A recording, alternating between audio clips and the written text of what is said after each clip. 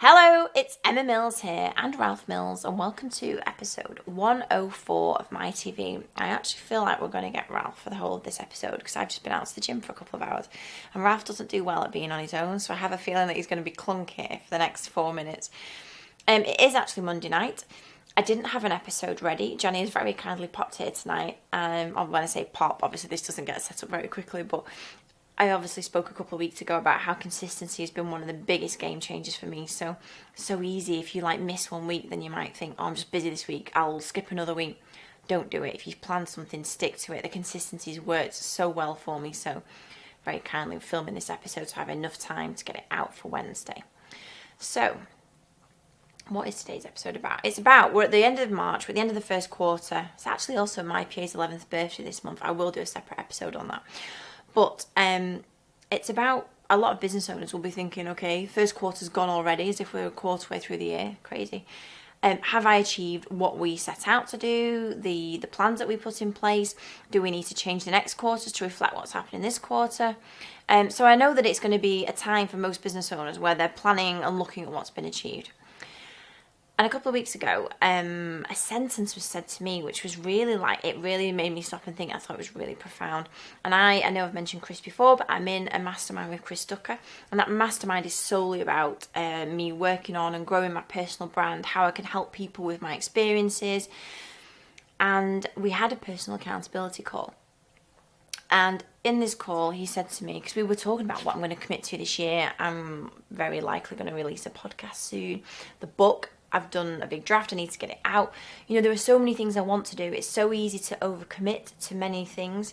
And he said one sentence to me, and it was, Emma, I've built most of my career on understanding that everything you say yes to, you're ultimately saying no to something else. And when he said it, it so hit home with me.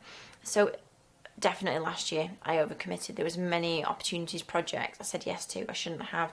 I know that there was a period of time in my business when maybe 2012 to 2015, I was the networking queen. Now don't get me wrong, relationships, networking has built my business, it has for sure, but also I know there was a period of time where I was networking twice a day, breakfast, lunch, on this kind of perpetual wheel of going networking. And actually, do you do the follow-up? Do you do all the good stuff? Do you actually make meaningful relationships?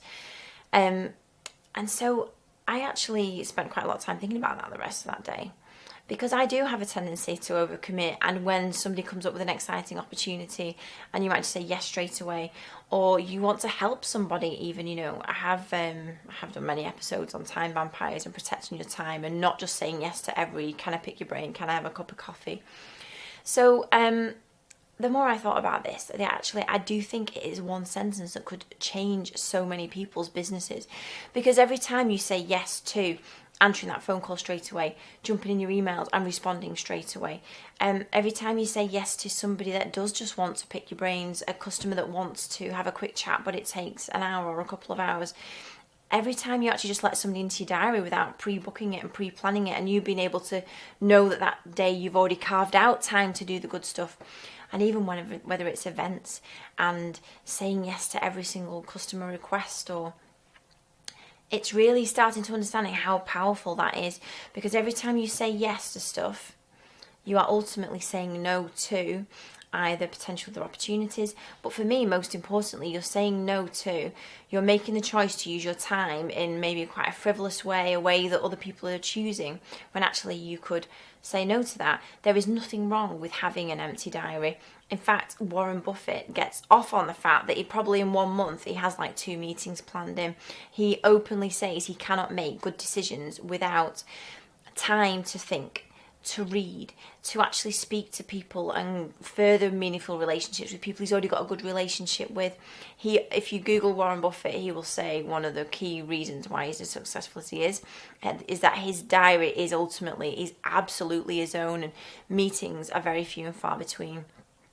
Because it's the good thinking, it's the good planning, it's the time spent to, plan the next sales and marketing campaign, or plan a document that can help the culture of your business. It's all that stuff that will become so meaningful. I know I've spoke about it in other episodes. I am creating my PA, my academy training training platform, and that's going to be a game changer for us because it's going to make our PAs all trained to how is in my head amazing PA works. But it's one of those things where January I was meant to get it done, February I was meant to get it done, March it's happening and it's live now because I have my PA Bex has been helping me put my diary and just carve out empty days dedicated to creating the content, the text, the videos, whatever I'm doing for it.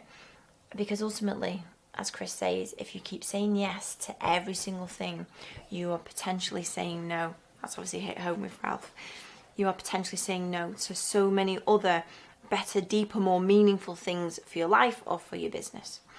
And so actually, I've just been to the gym, and that's another thing. Like, I cannot quite easily say, oh, I'll just stay later at work. I didn't tonight. I stopped. I went to the gym. I did something that actually, I said no to staying late at work, and I said yes to going to the gym, which will be a much better thing for my business long term.